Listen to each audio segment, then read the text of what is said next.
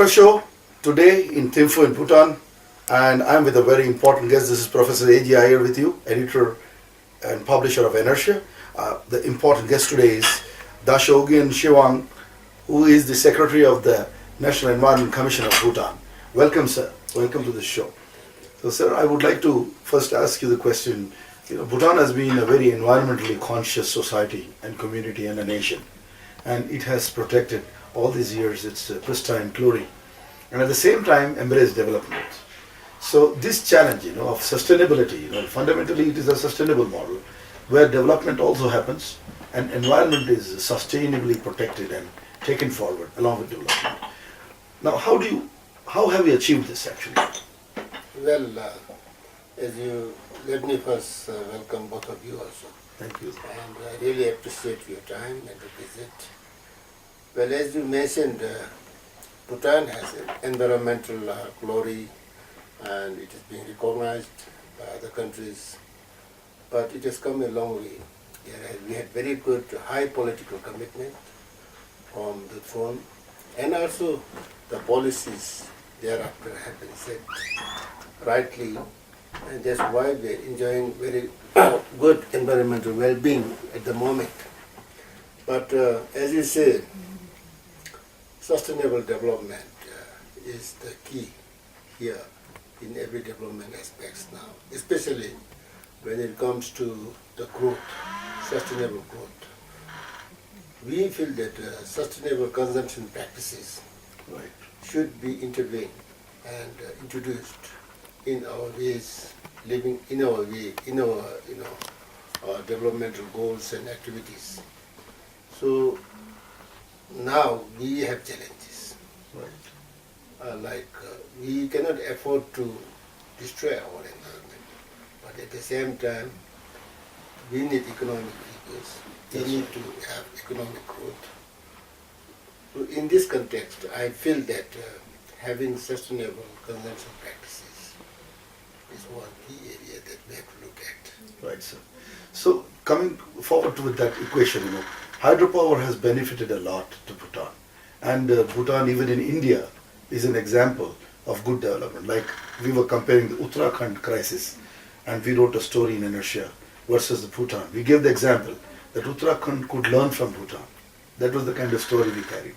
Now going forward from that, you at the helm of the affairs, I feel people somehow are missing the bus. Solar is equally good. It seems that they are competing, making hydro compete with solar. That is not good. Solar is a separate issue. Yes. Solar PV, and Bhutan has very good irradiation. Like in India, Ladakh is considered to be the highest potential solar area, and now we have 1 megawatt project, and then they want to go to, you will not believe, 100 megawatt. So I think Bhutan should also have some idea for the future for solar. Yes, exactly as you mentioned. Well, we have hydropower development projects very much in pipeline, and we do have potential, all because our natural resources have been good, and we are reaping the benefits of our conservation efforts. But at the same time, as you mentioned, solar energy is one area where Bhutan can take the opportunity and tap these resources. And we have not gone in a big way, and it is high time that our country looks into this and do everything possible to tap such natural resources. Right. See, for example, in India we have a feed-in tariff, policy. I was just thinking that, like the Indo-Bhutan hydro deal, this is just a kind of a thinking that's coming. Why not discuss with the Indian government for Bhutan a FIT, current rates, so that a marginal rate or a marginal profit is given, in return. And India badly needs a lot of energy, and solar will not offset the entire plant because solar will be much smaller compared to hydro. But what it does, it provides a lot of employment to Bhutanese. I would put it this way: solar energy is one area where Bhutan can now look into, because there's a lot of potential all around the settlements. Yes. It's not just in the cities. Absolutely. It's even in the rural settlements, Yes. rural settings. we need to look at this. Right. And if you have the expertise on this area, and obviously you have a lot of, you have gained lots of experience and technology in this area, and if you may like to propose to Bhutan how you want to go about, how you want to pilot this study and pilot this project rather, and come up with some cooperation, and then we can apprise the government on your initiative and proposal. Right. I would say there's a lot of future. Yeah, because that's the next future. No, like hydro was very conveniently renewable energy. Yes. I think solar is equally renewable, It's and it is equally. available. The sun is available to us Yes. at a certain time of the day. Yes. And I think at least in India we are seeing roughly 6 hours we get sunlight based power, Yes. power generation. Same would be with Bhutan, and maybe a little up and down because solar irradiation in Bhutan is a little lower than the Indian plains, but not drastically lower. Because see, if you see average out through the day, Bhutan has tremendous potential. It is like if Germany can do solar, I think Bhutan can do much better. As an example, if you look at coal countries, So that was my wish, that Bhutan also looks at a little bit of solar because it can help its community. It can employ more people than hydropower can employ. And it can indigenize. You can have local panel assembling. You can have people who make these solar photovoltaic here. And it could be joint venture with the Indian parties which can make it here. It gives more options, Yes. So I think you are in agreement with what we are saying on this issue. I mean, it is definitely one area that we should not, as you say, miss the bus. Yeah. And we should definitely tap this natural resource. Right. And there's a lot of potential, as I said earlier, in this area. Right, sir. See, another area, sir, I wished you to throw light on. Like earlier, there was no problem when the population was not consuming. Now, the Bhutanese population also is consuming a lot, and urban centers and like any other country, this urbanization is pushing people from remote area into the bigger cities like Thimphu, Paro, and Phimsling. All are getting crowded and more as we see. And then that means more challenge of waste generation. Yes. Now, waste is also something which is not waste actually, it is a resource. So how do you look at it as a head of this commission? Because there is a great potential also to use waste as a potential resource because it has calorific value, it has content, it can produce energy. We can do a lot with what we call as waste. It's not a waste, it's at the end of the day some part of energy. You see, I mean, you have the experience on waste, but if waste management is not done properly, it can increasingly become a threat to the environment. Exactly. Not just to the environment, but also to human health, and also impact on the ecosystem is very bad. And under the new leadership of our government, they have taken very strong initiatives on waste management, clean Bhutan, and this is one area that we are really seriously looking into how to manage it effectively. And as per our Waste Act and the regulation, as you rightly mentioned, that we need to reduce, recycle and reuse the waste production in this country. And if properly reused, it is high value. Yes. Except that we will need to work on the mechanism to be put in place, how we can reuse, how we can recycle. And definitely, otherwise waste can increasingly become a concern to the areas I'm present. And it would be nice if we can solve this problem. That's right. Waste, you see. And there's a lot of awareness required. There's right technology required. There's right management system required. And it will be good to have your experience even in this area. Right. Because this actually makes you look at the entire sustainability, Yes. which I first Exactly. asked you. Exactly. The environment sustainability Yes. is a key issue Yes. that we are all going to deal with in the future. Yes, yes, So I think even the waste has to go towards the sustainability pattern. yes. There are many forms of waste, Yes. and as you know, we have organic, we have non-organic, we have hazardous Yes. waste, we have e-waste, and on the organic front it's all right, it can be reused. Yeah. But when it comes to e-waste, Yeah, that we can. we definitely need to have a system how we process the e-waste. That's right. What kind of understanding we have with the suppliers and the manufacturers on the e-waste. Exactly. And again, it's going to become an increasingly a big concern Right. on the e-waste. It's just now, we don't have much of system in place. Right. How we deal with this Exactly. e-waste. It's an early stage, according It's to you. very much in early stage, and we can do many things on waste together. Exactly. So, sir, of course, I have a lot of issues here, because again it comes back, the sustainability and Bhutan's environment as it going. And one question for the tourism industry, which is not related to our energy. Tourism industry will also generate a lot of environmental waste. So, is there a policy here for sustainable tourism? On the waste front. Yeah, because they are going to Yes. definitely, they're going to, if not affluent, but then definitely if the tourists are coming Yes. inside, they stay in the hotel, then we are going to handle liquid waste as well as solid waste Yes. in that situation, and then disposals. Yes.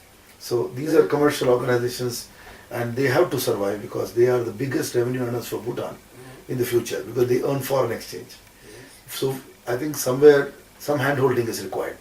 It is seen. I've seen that it's not like we say that the stick or the danda will not work.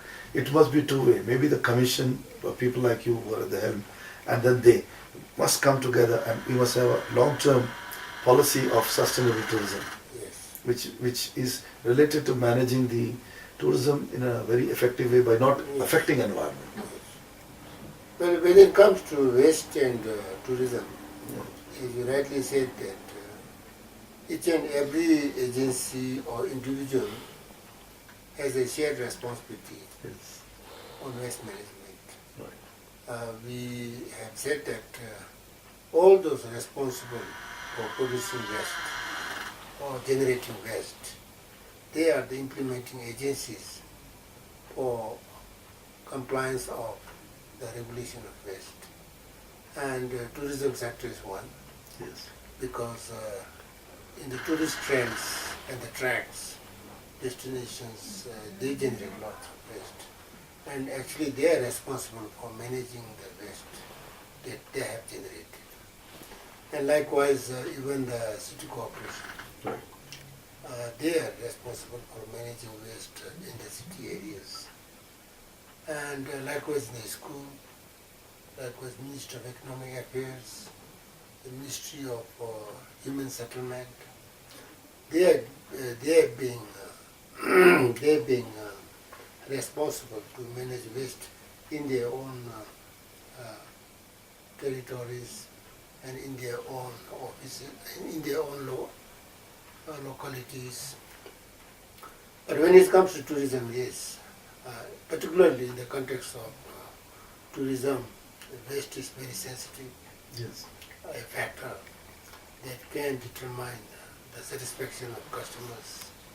So tourism is one area where we need to focus and for waste management.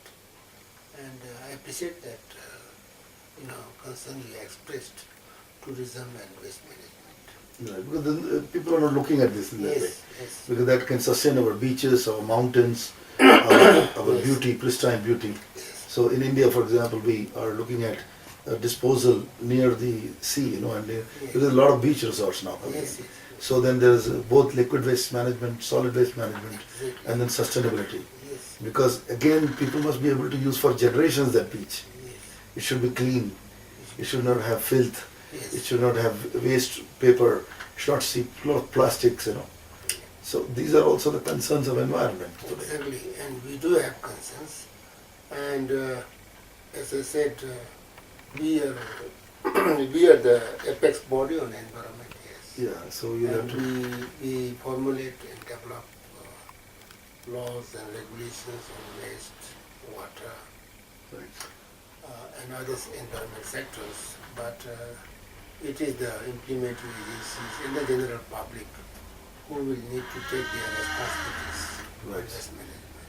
Right. But We of need to course, create awareness. Yes, we need to create awareness, we need to frame policies, we need to frame appropriate and effective laws and bylaws, regulations, Right. and systems, mechanisms, how we implement, how we go about managing waste.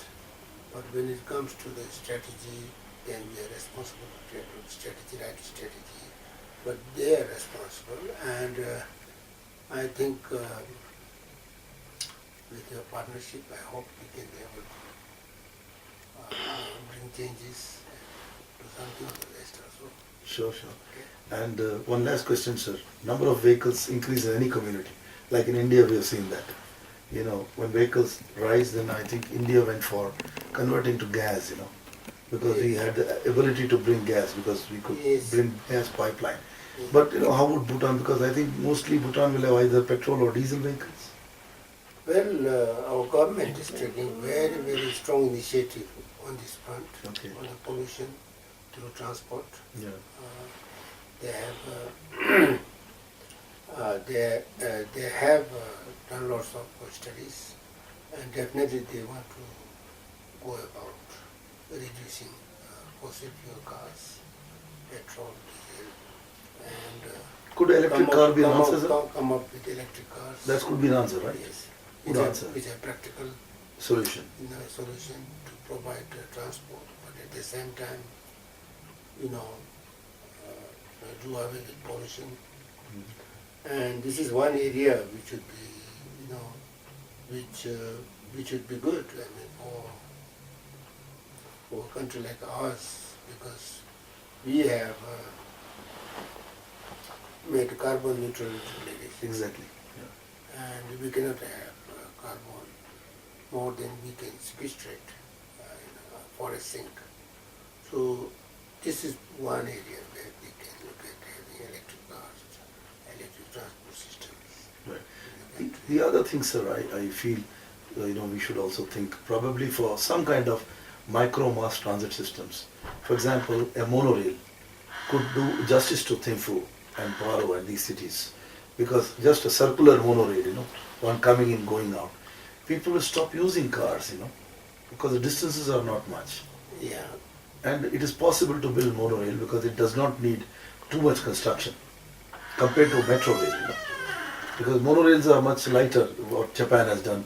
Now in Mumbai we have got that. Mumbai is actually, now first pilot has come. So I think, this nice solutions are environmental solutions. Yes, even the ropeways. Yes. Even the ropeways. Yes, yes. monorails. I mean, whatever transport system that can reduce the carbon emission, Yes. in fact, could be, very sustainable practices that, we can follow. Even for short distances, suppose Yeah. I say in Thimphu you connect certain sectors Yes, yes. and maybe people use constantly that route with the monorail. Yeah. So it can be designed for Bhutan.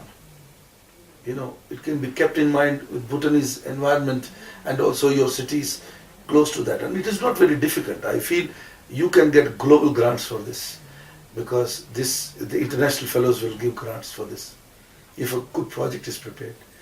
I only see probably, I see policies made, but I somehow feel that more coherence is required. Maybe people are like you who are seeing the problems and people who are making policy must be very closely working. Well, we need ideas, we need technologies, we need technical assistance, expertise, apart from the resources. We also need to do feasibility studies, how practical it could be. Yeah. We really need to do lots of work in these areas. Yes. But definitely, the concept of having transport system which is pollution free is nothing like being great. Yeah. For example, I give you one more idea. If a concept of integrated city and town planning Transport comes up. system. No, town planning. Integrated town planning and management. See, we are actually dealing with multiple problems. with a common man's life. So when you look at what he or she needs, and then you're sending your kids to school, you're making them move. Exactly. So maybe an integrated plan, including energy, environment, waste, water, Yes. and transport, Holistic and package. transport and telecommunication. Yes. All of this. See, look at the whole integrated management plan.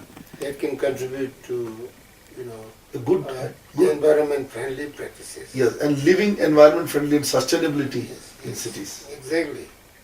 Exactly. And that's what ideally we all need to look for. Right, sir. Yes. So great, sir. It was wonderful to talk to you. In fact, I think you're doing already a great job, and you left something good for your next generation.